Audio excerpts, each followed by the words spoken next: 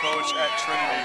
Is there a special honor that in addition to this women's tonight? Next week. I want the one next week. All right, that's the one that really counts is next week. So, you know, none of that stuff really means anything to me right now because I'm worried about these guys. You know, I want to make sure their mentality. But one of the reasons you win is you have great kids and they're committed.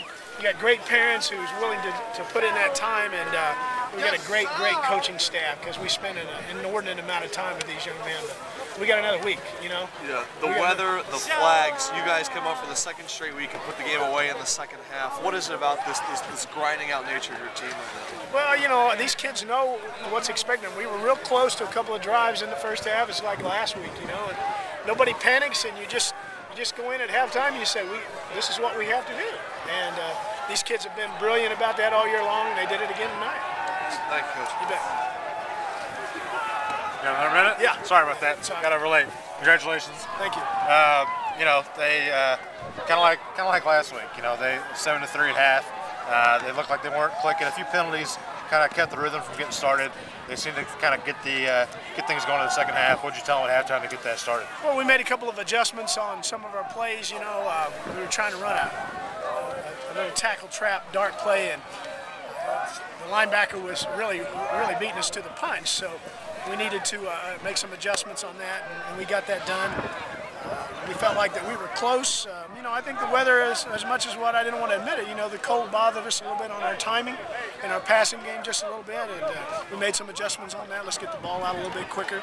Try to get the ball out a little bit quicker on some of our jet sweeps and things like that. And you know, we just talked about it at halftime. It's nothing, you know, we had the lead. It was 7-3. Nobody panicked. Let's go back out and get it done. Same approach this week as every other week. Getting ready for the last game of the year? Well, you know, you got to set things back. You can't get in a hurry. You have to treat Monday like our Saturdays, and you got to put things back because you don't want to be ready on Thursday. And then now you got 2 days.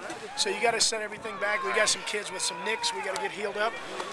We got time to do that because of the extra day, and we'll get that done and come back and give them heck. Great. Congratulations. Defensively, how do you approach Ryle's running attack? How did you feel about well, that? we felt like that our front 7 people have been good all year. We've gone against some great backs.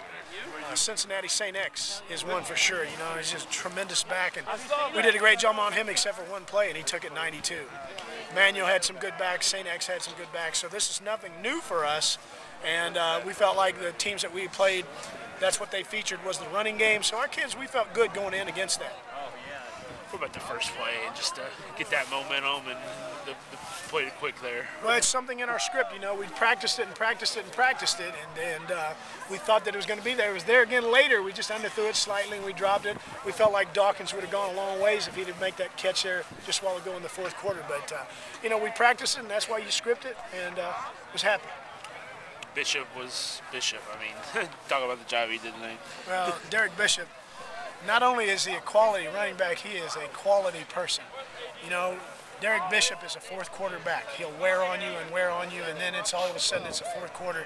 I mean, and he'll put it on you. And never says a word, brings his little lunch pail to practice every day and says, here I am, give me the ball again, and I'm going to get you a first down. We talked about getting a first down there late, and he got it for us. And so we just lined up in too tight power and said, here we come, and he did a beautiful job. Was that second half a case of just wearing them down? Is that? Well, I don't know whether it's wearing them down. You know, they're a well-conditioned football team. It's just a matter of executing. We felt like that we just had to finish blocks, and we talked about that at halftime, just finishing blocks, and we felt like we did that in the second half. I know the state final is where this program expects to be, but I mean, to do it with so many young players contributing, as you talked about all year, most of them can't drive. I mean, maybe something you don't expect as much when you're so young, or not expect. But those young guys now have 14 games under their belt, so they're not quite so young anymore. So maybe I should better quit treating them like babies. But what I love about these kids is, you know, they practice hard, but when the lights come on, you know, they love to compete. And we felt like they did a good job tonight. You know, it's cold, and you know, sometimes it felt like we were going against 15 people, if you know what I mean. But we got it done, and I like that. Bob, excited about heading back to Bowling Green next week. Male's ahead right now. I don't know who's won, but talk a little bit about that.